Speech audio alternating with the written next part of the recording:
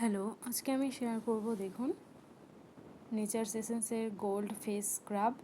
এর full video আমার চ্যানেলে দেওয়া আছে, প্রাইস কোয়ান্টিটি সবই চ্যানেলে দেওয়া আছে।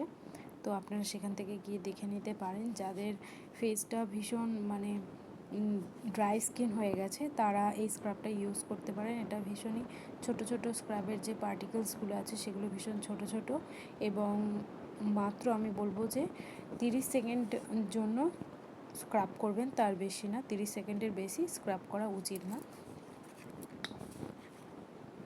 তো এর ফুল ভিডিও আমার চ্যানেলে দেওয়া আছে, আপনারা চাইলে সেখান থেকে গিয়ে দেখে নিতে পারেন। Thank you.